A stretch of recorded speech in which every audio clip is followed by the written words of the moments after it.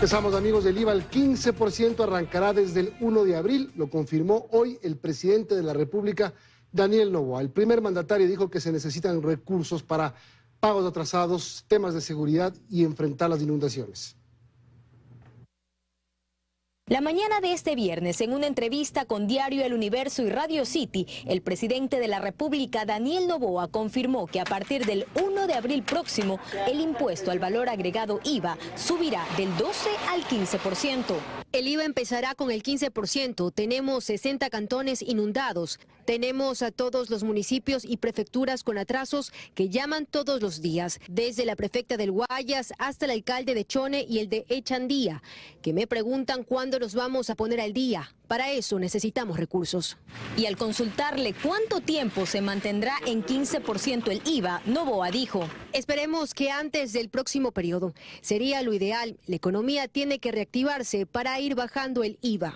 Días antes, en el espacio de entrevistas en 24 horas, el ministro de Economía, Juan Carlos Vega, dio a conocer la noticia y explicó las razones para empezar el aumento con el 15%. Para sostener activamente la exitosa campaña de combate a la inseguridad. El IVA actualmente es del 12%, pero la ley urgente plantea el alza de un punto de forma permanente y dos más de forma temporal a criterio del mandatario.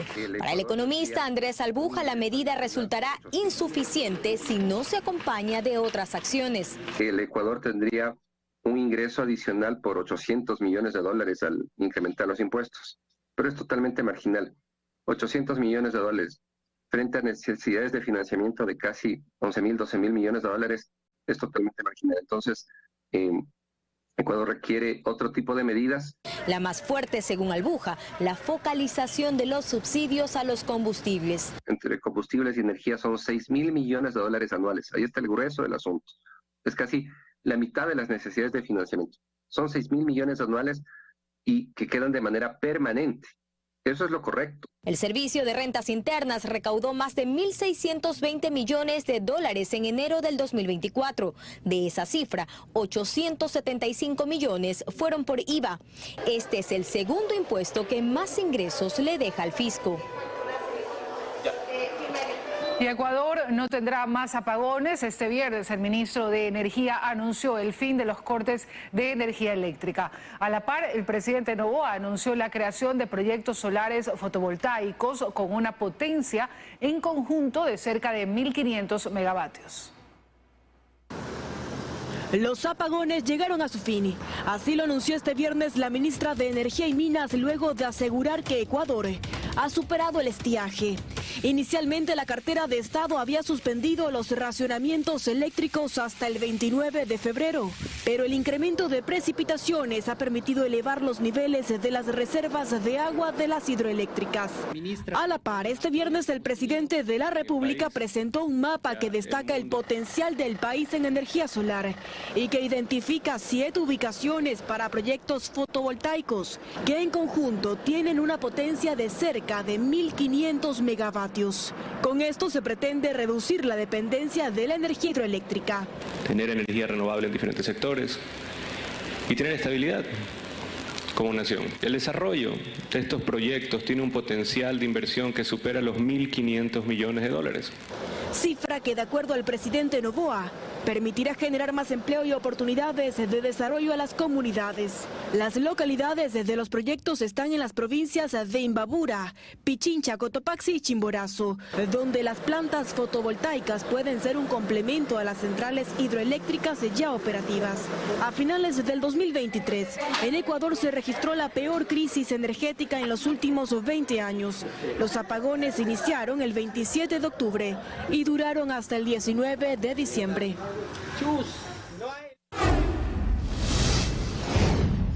Atención, el estado de excepción se ampliará 30 días más. Lo anunció el viernes el presidente Daniel Noboa, lo dijo a Diario El Universo. A criterio del primer mandatario, el gobierno todavía no ha resuelto todos los problemas de inseguridad y por eso extenderá esta declaratoria. Desde que inició el estado de excepción hasta la fecha, las Fuerzas Armadas, la Policía Nacional han realizado más de 115.000 operativos que han dado como resultado más de 9.000 detenciones. El presidente Noboa y el ministro de Defensa, Giancarlo Lofredo, agradecieron las labores de las fuerzas del orden y anunciaron esta ampliación del estado de excepción. Su trabajo en el bloque de seguridad entre policías y militares se ha convertido en el cimiento que sostiene esa ilusión que todos tenemos de construir un nuevo y mejor país. Gracias a su valentía y compromiso, hoy la patria se ilumina de esperanza y se contagia de un mensaje claro. Un Ecuador unido puede ganar cualquier batalla. Y más de 250 caletas clandestinas donde se guardaban las armas de fuego y la droga han encontrado los militares en la cárcel de La Tacunga. En esta segunda entrega de la visita a este centro conoceremos además cuál es el sentir de los reos con la presencia militar. El reducido personal y la poca preparación de los guías penitenciarios que supuestamente custodiaban la cárcel de Cotopaxi le pasó factura durante estos años al SNAI, que perdió el control absoluto de este centro de reclusión que antes del 11 de enero estuvo liderado por las organizaciones delictivas. En esas partes altas, tanto de aquí como de acá, eran puestos sacos de arena para protección en caso haya un disparo de la parte de la fuerza pública. En el seguimiento de este especial les mostramos cómo los criminales se ingeniaban para ocultar los objetos que no eran permitidos dentro de este centro. La mayoría de estos espacios verdes han sido profundamente limpiados en estas 2 semanas. Y con la ayuda de maquinaria pesada y retroexcavadoras, los militares han limpiado varias zonas de este centro penitenciario en donde han encontrado enterradas armas de fuego, armas blancas y sustancias sujetas a fiscalización. Municiones, se encontró 2 armas, se encontró licores, se encontró celulares. Escondidos. Escondidos con caletas bajo tierra, aproximadamente 2,5 metros para abajo. Estos objetos también eran guardados en techos de los pabellones, en las oficinas administrativas del SNAI, que eran ocupados por los reos, y en túneles clandestinos como este que fue construido con el propósito de escapar. Y así lucen actualmente las torres de control de este centro penitenciario. Años anteriores veíamos en las masacres, por ejemplo, y en los amotinamientos que se registraron en este centro carcelario, que estas torres eran utilizadas por los mismos privados de libertad. Y al lado derecho estamos en el área donde permanecían los reos que tenían un riesgo mucho más alto. Aquí encontramos algunos privilegios y conexiones clandestinas de internet. ¿Esas conexiones eran legales? No les sabría decir esa situación. Desconozco en ese sentido, como le manifiesto, estoy al frente desde el 10 de enero y todas las situaciones anteriores a mi gestión no la podría informar. Pero usted fue antes también funcionario del SNAI.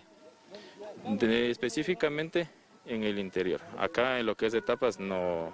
Ahora hemos ingresado al pabellón de máxima seguridad, el pabellón más conflictivo de este centro carcelario, donde están recluidos los líderes y miembros de las organizaciones criminales hoy denominadas como terroristas. En este pabellón podemos encontrar vestigios de los amotinamientos que se han registrado desde el 2019. En cambio, aquí pudimos evidenciar la destrucción que han dejado los enfrentamientos entre bandas durante estos últimos años. La mayoría de sistemas destruidos, cámaras, escáneres, desconectados, rotos los cables, golpeados y dañados y quitados de sus alojamientos, especialmente las cámaras de todos los lugares. Hemos dialogado con algunos privados de libertad y nos han comentado que se sienten mucho más tranquilos con la presencia de los uniformados militares porque se les está respetando sus derechos. Es un cambio bueno para todas.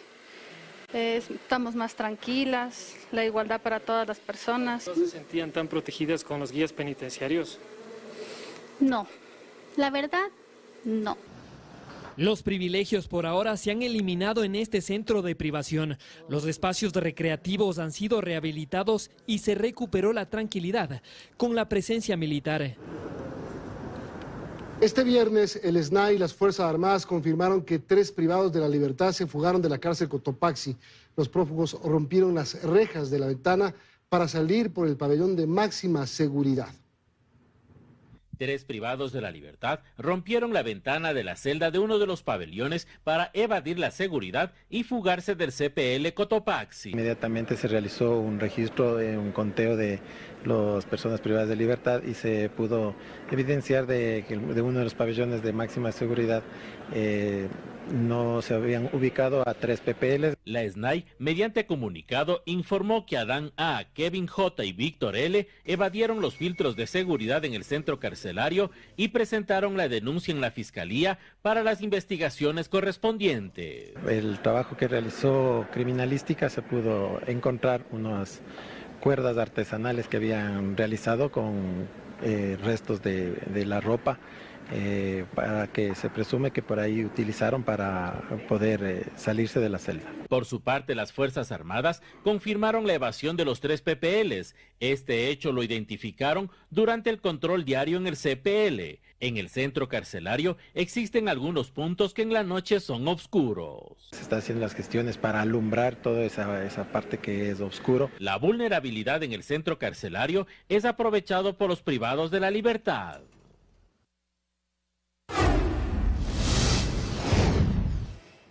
Chone lleva 5 días bajo el agua, mientras que la prefectura de Manabí solicita al gobierno recursos para el plan de prevención de inundaciones del cantón. Hasta el momento, 3 cantones de la provincia han sido declarados en emergencia.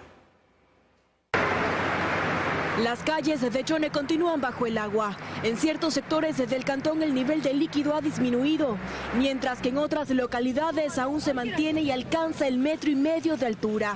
El prefecto de Manabí, Leonardo Orlando, asegura que esta emergencia es más crítica que la de marzo del 2023. Por lo tanto, solicita al gobierno central los recursos para la ejecución del plan de prevención de inundaciones de Chone. En el actual gobierno se ha comprometido a canalizar los recursos de dicho plan de prevención de inundaciones, que de haberse comenzado, como se ofreció desde marzo, transferir los recursos, no se estuviera pasando esta situación, pero bueno, ahora esperamos con el actual gobierno se pueda hacer realidad este proyecto. Mientras tanto, el alcalde de Chone asegura que la represa sin bocal no cumple su función. A esta represa llega el agua de los afluentes Mosquito, Garrapata y Río Grande. Este depósito se encuentra ubicado en la zona alta del cantón y cuando sus compuertas se abren, Chone se inunda. Hoy lamentamos esta emergencia. Si no se toman acciones definitivas, el siguiente año o este mismo año vamos a seguir teniendo dificultades, tal vez, y Dios no lo permita, mucho mayor magnitud que lo que hemos vivido. Para eso se requiere desasolvar el canal de encauzamiento. El fuerte temporal también ha afectado a otras localidades. Puerto López es el tercer cantón de Manabí en ser declarado en emergencia. Las inundaciones han perjudicado a la zona rural y urbana de la localidad. Antes que Puerto López, Chone también se declaró en emergencia y la elevó a categoría de desastre. El primero en declararse en emergencia fue Tosagua, que lo hizo el pasado 21 de febrero. La época de lluvias continúa causando estragos en el país. Más de 600 eventos peligrosos han ocurrido en Manabí, la más afectada. María Mercedes Pesantes nos cuenta más. ¿Qué tal? Así es. La Secretaría de Gestión de Riesgos emitió un informe actualizado de las afectaciones que dejan estas precipitaciones a nivel nacional. A la fecha, revisemos, se cuentan más de 600 eventos peligrosos que han afectado a 129 cantones del país, siendo inundaciones y deslizamientos los eventos que más se han presentado. Manabí es la provincia más afectada al momento y le sigue Guayas, Los Ríos, Esmeraldas, Santa Elena y El Oro. A la fecha también les contamos, se registran 6 fallecidos y más de 82.700 personas afectadas.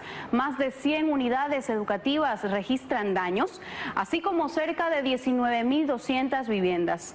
También cerca de 9.000 hectáreas de cultivos se han visto afectados.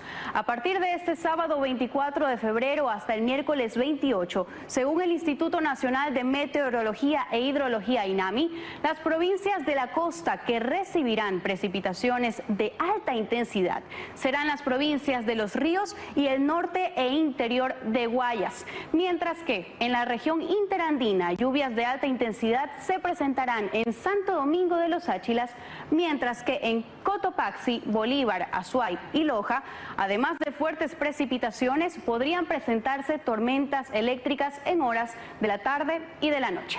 Esa es la información, compañeros, amigos televidentes. Gracias, María Mercedes. Y por las graves inundaciones que se registraron en las costas del país, el Ministerio de Finanzas desembolsó a los gobiernos autónomos descentralizados 27,2 millones de dólares. La cartera de Estado destinó ese dinero a las prefecturas y municipios más afectados por las lluvias. El gobierno anunció que en los próximos días transferirá más recursos a las localidades que registran un mayor número de damnificados. Las fuertes precipitaciones han provocado pérdidas de más de 45 millones de dólares. Barcelona sí podrá inscribir a sus jugadores tanto para el torneo nacional como para la Copa Libertadores. Así lo dio a conocer en un comunicado el Ministerio de Deportes.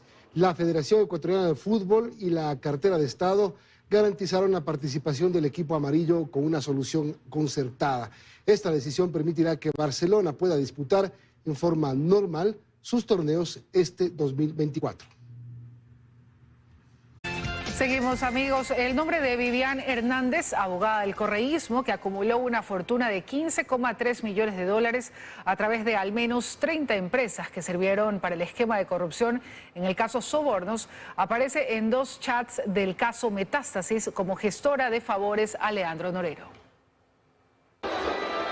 Su nombre no era oculto en los pasillos de las dependencias públicas allá en el 2007. Ejercía como abogada aun cuando no tenía título profesional que la avale. Hablamos de Vivian Hernández, la operadora política del expresidente Rafael Correa, como la describe la Fiscalía, entidad que hoy la procesa por lavado de activos. Su nombre aparece en 2 chats del caso Metástasis, en el contexto de las gestiones a favor de la agenda de impunidad del narcotraficante Leandro Norero. En una investigación conjunta entre Código Vidrio y Vistazos identificó que Hernández llegó a crear cerca de 30 empresas entre Ecuador y el extranjero, las cuales se vinculó a familiares y socios. Tanto Hernández como su empresa Asesoramiento Global Integral Abogados mantuvieron contratos por $103,000 con Nexo Global S.A., firma que fue constituida en el 2010 y que sirvió para gestionar recursos de supuestas donaciones para financiar las campañas electorales del correísmo. Esto según el esquema del caso Sobornos 2012-2016, proceso en el cual el nombre de Pamela Martínez, ex jueza constitucional y ex asesora de Correa, eran claves para este entramado. Y aquí la alianza, pues Hernández fue la defensora del correísmo en este mismo proceso. Otra de sus empresas fue Global Strategy Law, con quien también tuvo un jugoso contrato con una constructora que resultó beneficiaria de la ilegal subdivisión de contratos por parte de una contratista de origen chino. Hernández también tejió dentro de la Federación Ecuatoriana de Fútbol. Aquí, como funcionaria, fungía de asesora legal sin tener título. En esas mismas condiciones, también representó a compañías causantes del perjuicio del caso Spoon. La Comisión de Fiscalización de la Asamblea evacuó todos los pedidos de juicio político que les dejó pendientes la Asamblea disuelta, según la presidenta de esta mesa legislativa. Ahora buscan los mecanismos legales para retomar el juicio al exministro de Energía, Fernando Santos Albite. El voto a favor de 8 asambleístas que integran la Comisión de Fiscalización permitió que se apruebe el informe en el que esa mesa recomienda enjuiciar políticamente al vocal del Consejo de la Judicatura, Fausto Murillo, y al ex vocal Juan José Morillo, por incumplimiento de funciones, además de un presunto tráfico de influencias. La primera causal es contra los dos y la que le estoy mencionando, tanto la homologación como el tema de la desatención de la justicia, es para Fausto Murillo. ¿Por qué? Porque durante su presidencia encargada, él habría desatendido a la función judicial. Este informe, luego de que sea enviado al presidente de la Asamblea, debe ser tratado en el Pleno. El que tiene la última decisión incluso puede llegar, en el caso de Murillo, que está en funciones, a su destitución y a la censura a Murillo. Existen varias evidencias que están sostenidas jurídicamente además, y por lo tanto se ha mocionado que la Comisión de Fiscalización apruebe el paso al Parlamento en el Pleno para que tome la decisión respectiva. Este es el último pedido de juicio político que la comisión tenía pendiente por tratar del periodo anterior. Según Aguirre, evacuado les corresponde iniciar con los de este periodo en el orden que fueron presentados. Es decir, intentarán primero retomar el juicio al exministro de Energía, Fernando Santos Albite. Lo más posible será que sea el juicio político a Santos Albite. Sin embargo, estamos analizando un mecanismo que jurídicamente no ponga en riesgo en ningún momento el debido proceso. Existe la posibilidad jurídica además, y obviamente haberlo tratado en aquel momento, había la posibilidad de invalidarlo por el tema jurídico del tema de prelación. Hay que recordar que el 11 de diciembre de 2023 en la Comisión de Fiscalización no hubo los votos necesarios para conocer la solicitud de juicio a Santos, pues 5 legisladores abandonaron la sala en la que se iba a tratar el tema y con ello ya no se podía retomar.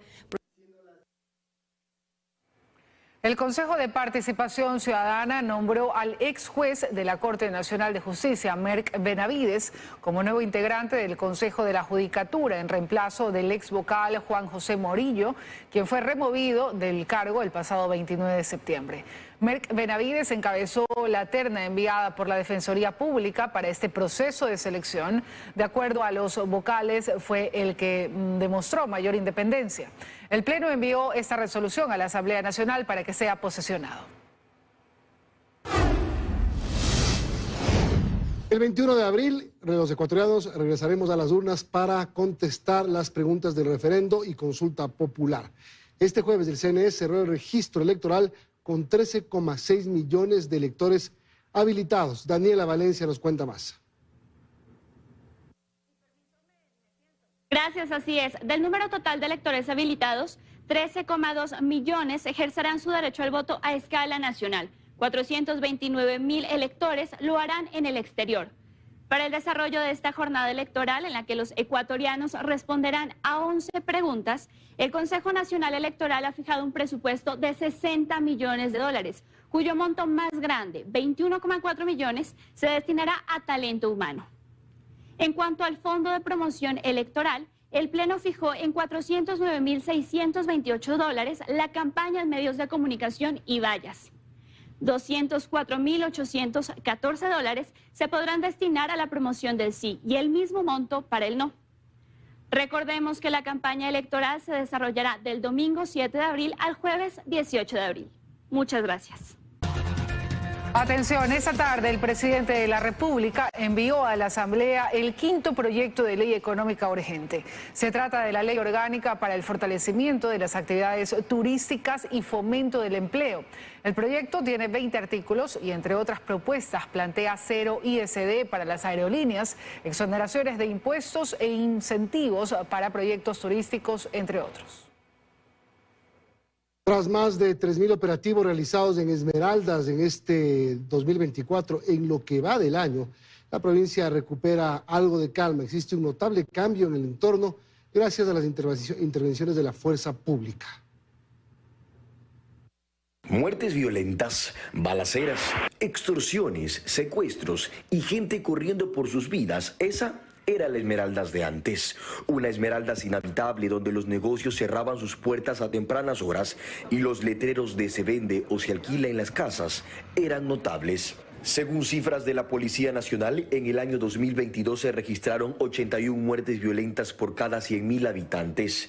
En el 2023, la cifra cambió a 256 asesinatos, lo que demuestra que hubo un aumento alarmante de homicidios debido a los enfrentamientos entre bandas por el control de las economías criminales. Tenemos los grupos tácticos necesarios para poder abastecer a todas las operaciones policiales que se están efectuando en la ciudad, en especial en los sectores conflictivos. Anteriormente, caminar por estas zonas era un poco riesgoso, ya que conecta a los barrios conflictivos de Esmeraldas. En la actualidad, ya los moradores y habitantes ya caminan por estas calles y realizan estas y otras actividades.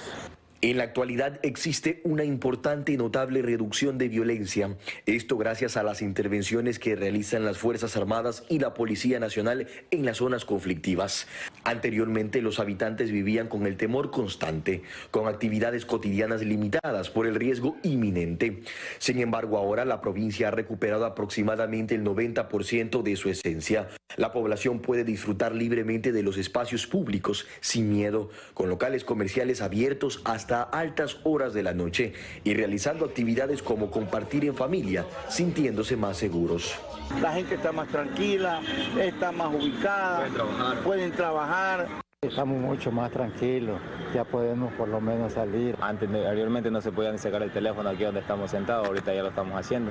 El gobernador de esta provincia indica que Esmeraldas en la actualidad respira aires de paz y que de a poco va recobrando su esencia, situación que anteriormente era casi imposible. Esmeraldas se siente libre, Esmeraldas camina, Esmeraldas respira, todos estamos trabajando en equipo. Aquí Esmeraldas se levanta porque se levanta. El bloque de seguridad se mantiene permanentemente en espacios estratégicos para seguir combatiendo esta espiral de violencia. Y de esta manera es como las cosas empiezan a cambiar para la provincia verde, la misma que anteriormente estaba sumida en la delincuencia y que hoy la percepción de seguridad es otra. Y les contamos, Ecuador se convierte en el primer país de Latinoamérica en implementar la red Atenas, una red de intercambio de información contra la falsificación de documentos de viaje. Con esta oficina se podrá identificar a cualquier tipo de criminal que transita por Latinoamérica. Buenas noticias para el país, pues Ecuador se convierte en el primer país de la región en implementar la red Atenas para combatir la falsificación de documentos de viaje. Según las autoridades, con esta oficina creada bajo el Programa Europeo de Gestión de Fronteras Eurofront, se podrá fortalecer la lucha contra la inseguridad en el país, es decir, a través del intercambio de información con naciones socias. Vamos a poner un ejemplo real. Aeropuerto Mariscal Sucre. Llega un ciudadano europeo con una visa Schengen, con un documento europeo, en el cual el agente de Migración Ecuador tiene dudas al respecto.